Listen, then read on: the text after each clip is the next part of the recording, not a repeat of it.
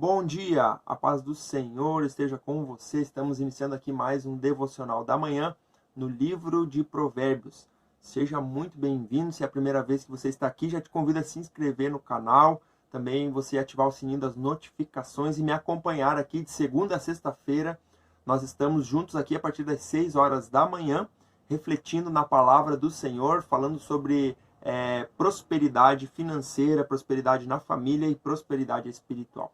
Tá bom? Então você é meu convidado a estar comigo. Se você quiser me seguir lá no Instagram, @WagnerIsmaelLemes, tudo junto, ou também no meu site, wagnerlemes.com.br. Será muito bem-vindo, tá bom? Então vamos à leitura do capítulo 15 e nós vamos para a parte B do capítulo, então, no versículo 18. Provérbios 15, 18, que diz assim: o homem irritável provoca dissensão, mas quem é paciente acalma a discussão. Veja bem que é interessante a gente notar que por que um homem se torna irritado?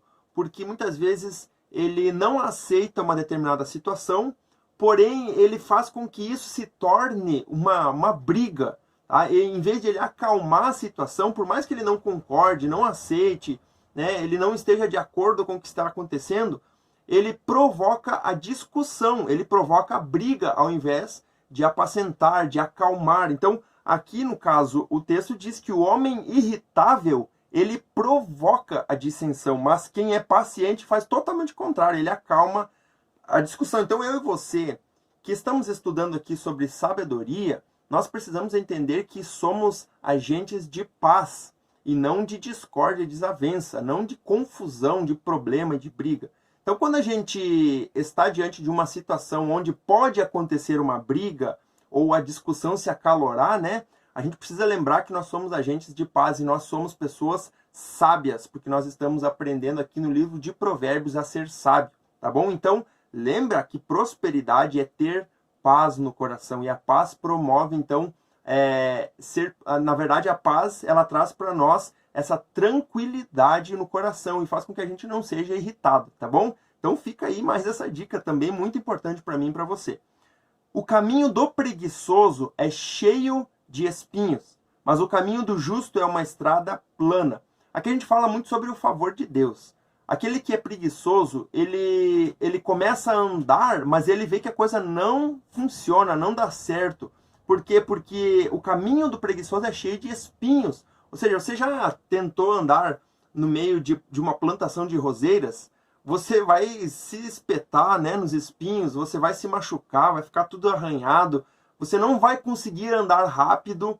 Então, a questão do preguiçoso, ou da preguiça em si, ela transmite para nós uma vagarosidade, uma falta de resultado. A pessoa não consegue fazer as coisas acontecer. Ao passo que o caminho do justo é uma estrada plana, ou seja, onde você consegue andar, onde você consegue fazer a coisa funcionar.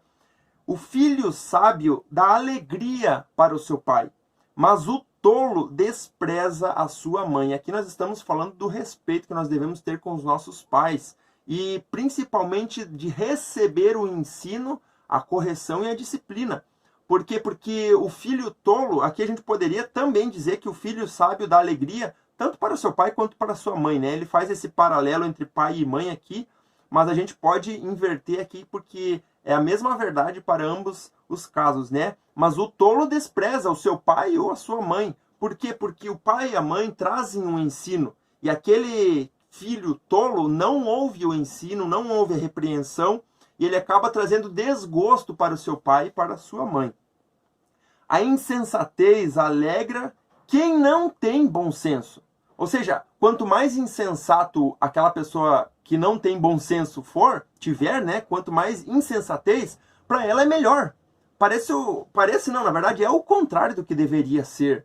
A pessoa entender que a falta de senso, ela prejudica a sua própria vida, faria com que essa pessoa não buscasse ser insensata, mas sensata. Só que quanto mais aquela pessoa que não tem bom senso busca a insensatez e encontra, mais ela fica, entre aspas, feliz ou satisfeita com a insensatez. Só que ela acaba percebendo que a insensatez tem a sua consequência. Mas o homem de entendimento procede com retidão. É um homem reto, que é um homem honesto, né? Olha só o versículo 22 e 23, a gente pode juntar esses dois versículos aqui. Diz o seguinte, ó: os planos fracassam por falta de conselho. Eu quero que você grave na mente essa palavra, conselho. Mas são bem-sucedidos quando há muitos conselheiros. Dar resposta apropriada é motivo de alegria. E como é bom um conselho na hora certa. Na verdade, se você for parar para pensar, quando você está diante de uma situação onde você precisa decidir, e é uma decisão muito importante, quão bom é quando você recebe o conselho de alguém, um direcionamento. É quando, por exemplo, você está diante de uma situação, de repente, chega alguém e diz assim para você, olha, você precisa agir dessa forma, ir por esse caminho, porque aqui vai dar certo. Se você for por esse caminho, não vai dar certo. Quão bom é um conselho na hora certa. E esse texto nos diz que os planos, eles muitas vezes fracassam porque não há conselho, mas são bem-sucedidos quando há muitos conselheiros. Por que isso acontece? Porque quando você recebe um conselho, você está vendo uma visão de fora. Você está vendo ou ouvindo, né, um conselho de uma pessoa que está vendo aquilo que está acontecendo com você de um outro ângulo, de uma outra forma. E ela vai te dizer, olha, se você seguir por esse caminho, você vai chegar em determinado ponto e você vai perceber que você estava indo pelo caminho errado. Então, não vai por esse caminho. Por quê? Aqui é um grande detalhe. Você precisa pedir conselhos para pessoas que tenham experiência naquilo que você está precisando. Então, por exemplo, se você vai trabalhar em uma determinada área, peça conselhos para pessoas que já trabalham ou trabalharam naquela área, que têm experiência, porque os conselhos dessa pessoa vão ser mais assertivos. Não peça conselho para a pessoa que nunca viveu aquela situação. Ela pode ter uma teoria, e a gente sabe, a teoria é interessante, mas a experiência, que é a teoria mais a prática, ela faz com que você tenha um conselho muito mais assertivo. Você vai pedir, por exemplo, você quer trabalhar em um determinado ministério na igreja. Pergunte para pessoas que já trabalharam ou trabalham naquele ministério na igreja para saber como é que é. Talvez você não vai conseguir se adaptar muito àquele ministério por conta de algumas situações que aquela pessoa que já está lá sabe como é que funciona. Então, você vai mudar o teu caminho, vai mudar a tua rota ou vai seguir naquela direção com um conselho. Então, os planos, eles são bem-sucedidos quando há conselho, tá bom? Então, fica aí esse direcionamento, esse conselho, né, para você também. Busque bons conselhos e bons conselheiros. O caminho da vida conduz para cima quem é sensato, para que ele não desça à sepultura. Aqui que eu falo justamente da insensatez. A insensatez leva para a sepultura. Por mais que o insensato se alegre com a insensatez dele, ele vai perceber que cedo ou tarde a insensatez dele vai levar ele para a sepultura. Ou seja, a sepultura não é uma morte, mas é quando você começa a ver as coisas andando para trás. De certa forma, seria mais ou menos isso. Dá tudo errado, não funciona, não dá certo. Então, o insensato, ele vê isso acontecendo com ele. O Senhor derruba a casa do orgulhoso, mas mantém intactos os limites da propriedade da viúva. Então aqui nós estamos falando de um sentimento de orgulho. Esse sentimento derruba a pessoa, porque é algo que é detestável aos olhos de Deus. O Senhor detesta os pensamentos dos maus, mas se agrada de palavras ditas sem maldade. E aqui nós lembramos de uma criança. Uma criança, ela tem o seu coração puro, as palavras dela não são palavras maldosas, porque não são palavras que têm segundas intenções. Então a gente lembra muito bem de uma criança. Se nós formos como crianças, inclusive esse é um direcionamento, um conselho que o próprio Jesus nos dá para sermos como crianças, né? Então isso traz para nós essa pureza de coração que é aceitável aos olhos de Deus. Ao contrário, o orgulho, que é aquelas segundas intenções, quando você acha que é uma coisa que não é, isso desagrada ao Senhor, e com certeza uma pessoa assim não será abençoada. O avarento põe sua família em apuros, mas quem repudia o suborno viverá.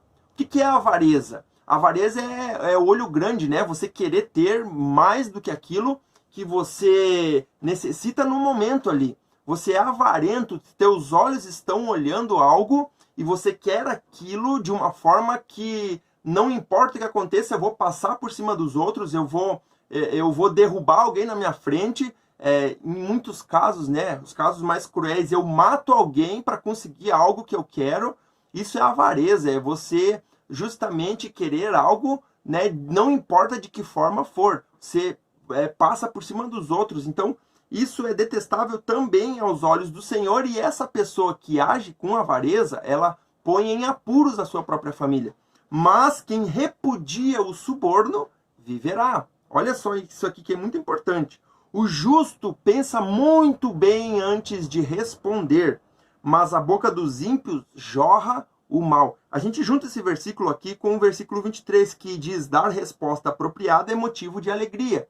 A resposta apropriada no tempo certo, então ela deve ser dada quando a pessoa pensa antes de responder. Então a resposta correta, ela abençoa a vida das pessoas, mas para que a gente possa ter uma resposta correta, a gente precisa pensar antes de responder, ou seja, não ser precipitado. Por isso que o justo pensa bem antes de responder. Quando você recebe uma proposta de alguém, você pensa muito bem antes de receber. Quando alguém te pede um conselho, você pensa muito bem antes de responder. Por quê? Porque você é um justo, você age de forma justa, tá bom? Mas a boca dos ímpios é o contrário, ela jorra o mal, ela não se preocupa com nada, né? O Senhor está longe dos ímpios, mas ouve a oração dos justos. Um olhar animador dá alegria ao coração, e as boas notícias revigoram os ossos. A gente falou sobre isso, né? Também ontem, que a questão do nosso coração estar em paz depende muito daquilo que a gente ouve, daquilo que a gente vê, daquilo que a gente coloca para dentro da nossa mente, aquilo que desce para o coração, porque muitas doenças físicas são causadas por condições emocionais, por palavras que a gente ouviu, por coisas que a gente viu com os nossos olhos e deixamos descer para o nosso coração, e elas se instalam dentro do nosso coração, causando enfermidades físicas. Muitas pessoas sofrem de enfermidades, e às vezes várias enfermidades, por conta de sentimentos e emoções que estão lá dentro. Mágoa, rancor, ódio, raiva, né? Tantas coisas ruins que se instalam dentro do coração e a pessoa acaba sofrendo por conta disso. Mas as boas notícias revigoram os ossos. Quem ouve a repreensão construtiva terá lugar permanente entre os sábios. O que uma roda de sábios exige? Olha aqui, ó, a repreensão construtiva. Então, para você estar entre uma roda de sábios, você precisa ser corrigido ou ouvir a repreensão que vai te construir, vai edificar a tua vida, para que você possa então estar entre sábios. O tolo, muito pelo contrário, ele rejeita totalmente a repreensão. Se alguém chegar repreendendo ele, ele não dá ouvido. Jamais o tolo estará entre os sábios. Por quê? Porque ele rejeita a repreensão construtiva. Quem recusa a disciplina faz pouco caso de si mesmo, mas quem ouve a repreensão obtém discernimento. Então aqui está o motivo pelo qual aquela pessoa que aceita a disciplina estará entre os sábios, tá? O temor do Senhor ensina a sabedoria, e a humildade antecede a honra. A gente falou sobre orgulho, né? Que Deus detesta o orgulho, só que aquele que é humilde será honrado. Por quê? Porque a humildade antecede, ou seja, vem antes da honra. Os humildes serão honrados, mas os orgulhosos serão destruídos, serão derrubados. Então fica aí para nós nessa manhã esses conselhos, eu tenho certeza de que abençoarão a tua vida, amém? Graças a Deus. Vamos orar nessa manhã, se você pode, feche teus olhos e oremos ao nosso Deus. Pai, obrigado por essa manhã, obrigado por cada pessoa que está aqui comigo, obrigado porque tu tem nos sustentado, nos guardado, nos livrado do mal, Pai, em todos os momentos. Senhor, venha nos direcionar, Senhor, segundo a tua boa vontade, Pai, que os nossos olhos, ó Deus, estejam em ti, Senhor, que os nossos olhos estejam, ó Pai, na tua palavra, não nas coisas desse mundo, Pai, que nós não sejamos avarentos, orgulhosos, ó Deus, que a gente sim seja Pelo contrário, Pai, humildes, sensatos, justos, ó Deus, em nossos caminhos. Por isso eu quero colocar a vida de cada pessoa que está aqui comigo nessa manhã. Que possamos, ó Deus, ter o discernimento para entender, Senhor, a forma correta de agir nas mais diversas situações. Para que nós possamos aceitar a repreensão, a disciplina e também o conselho, Deus. Por isso, Senhor, coloca diante de nós pessoas para nos aconselhar, para que possamos, Senhor, ter os nossos planos bem-sucedidos na Tua presença.